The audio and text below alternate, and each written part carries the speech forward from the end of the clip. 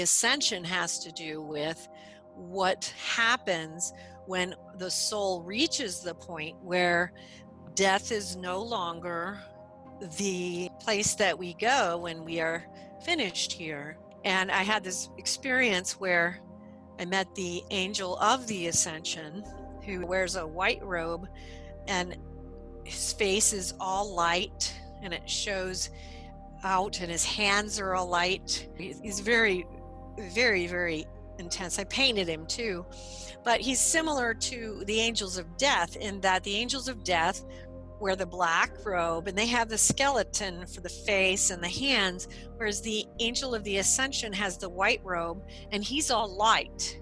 No features in his face, and his hands have no features, they're just light.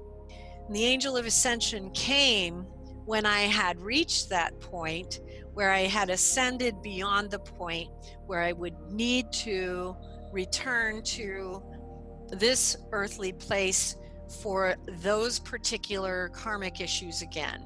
That doesn't mean that I'll never have to come here for other reasons. You know, that's all up to God. But that's what's happening, and you move into those rites of the ascension, which is very similar. You go into the Book of the Eights, which has to do with the Book of Immortality, which is something that I received when I was going through the initiations into the mysteries, which was earlier.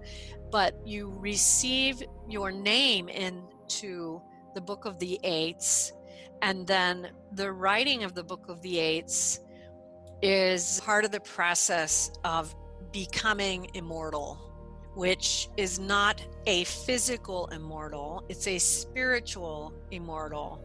It's a spiritual attainment, not a physical one. I remember Key. He was one of the masters, the Rites of Ascension, and his name was Key. He would travel through all of these different realms, taking the complexity and bringing it back to simplicity. But it's the complexity is all of it.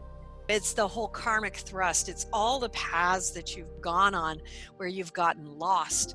But it's also all of this knowledge you've gained about these different religions, these different paths, these different mysteries along the way. And it's all of these things that you've learned about your soul and yourself and the things that you're trying to change and alter as you're going. And it's all coming back. You're realizing that everything that you have been seeking has been external, and you're bringing it back to the internal. And as you bring it back to the internal, it's going to then rise up again, because it's going to go back towards God. But this is the beginning phases, these first 8 phases, where you're still going from this karmic path, which is very external, and then bringing it back to the internal and realizing that everything you've been seeking outside of yourself is what you have to seek from within.